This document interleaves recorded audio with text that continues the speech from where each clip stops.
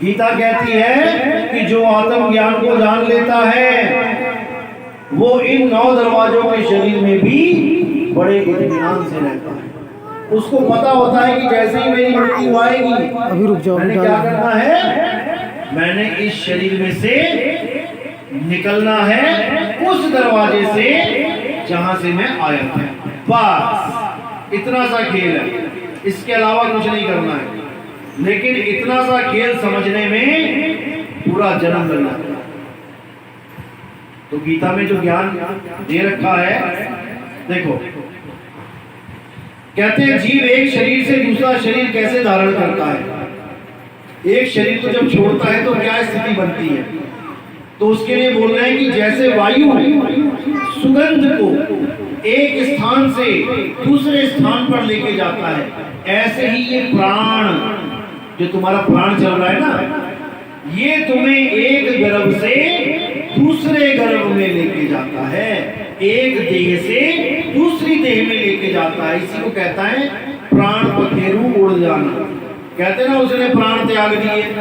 प्राण क्या है? ये जो प्राण चल रहे हैं ये एक मोटरसाइकिल की तरह है, तुम्हें यहां से वहां पहुंचाने के लिए ये काम करता है।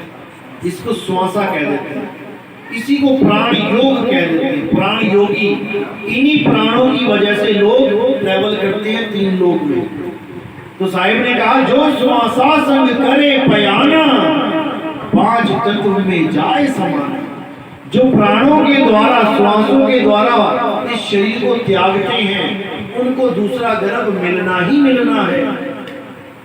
अब हमने करना क्या है, हमने अंत समय में अपने प्राणों से अपने ध्यान को हटा लेना। प्राणों से ध्यान हटा तो कहां लगेगा? जहां गुरु ने भेद बता दिया है कि तुम्हारी आत्मा कहां स्थित है।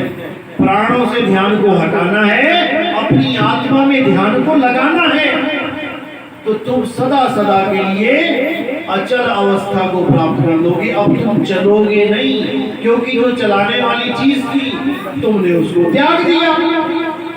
अब क्या कह रहे हैं? मूर्ख ना तो समझ पाते हैं कि जीव किस प्रकार अपना शरीर त्याग सकता है। मूर्ख बोला गया उन लोगों को जिनको ये नहीं पता कि जब तुम शरीर त्यागोगे तो क्या करोगे।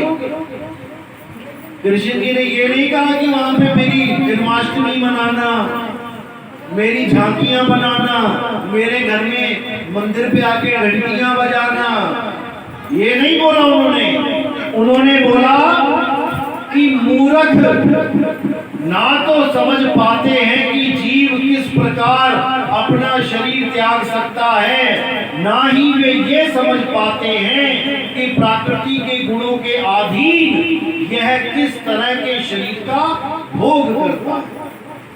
अब बताओ कौन से पंडित जी कौन से मंदिर में ये तुम्हें बता रहे हैं कि बेटा जब तुम्हारी मौत आएगी तो क्या करना है। मिला दो मुझे उस पंडित जी से, मिला दो मुझे उस भागवत कथा करने वालों से जो ये बता रहा है कि जब तुम्हारी मृत्यु आएगी तो कौन से दरवाजे में से निकल के क्या बनोगे।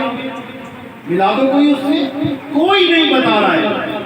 सब कृष्ण जी के नाम पे धंधा बना के बैठे हैं, मूर्ति लगा दी है, आओ कृष्ण जी की कथा सुनाए तुम्हें, और जाते जाते 100, 50, 200, 500 दे के चले जाओ। किसको? शरीर को। कृष्ण जी के शरीर के ऊपर पैसा चढ़वा के तुम्हें घर भेज दिया, और जो कृष्ण जी ज्ञान बता रहे हैं आत्मा का शरीर कैसे छोड़ना है वो कौन बताएगा। यही मूल ज्ञान है। अगर इसको नहीं समझा तो 184 में चले जाओगे।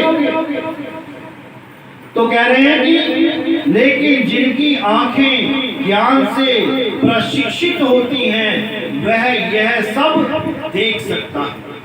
कैसे शरीर को छोड़ना है। मेरी माँ ने शरीर को छोड़ा तो कौन से दरवाजे से गई, ये सब ज्ञानी देख रहा है। कैसे देख रहा है?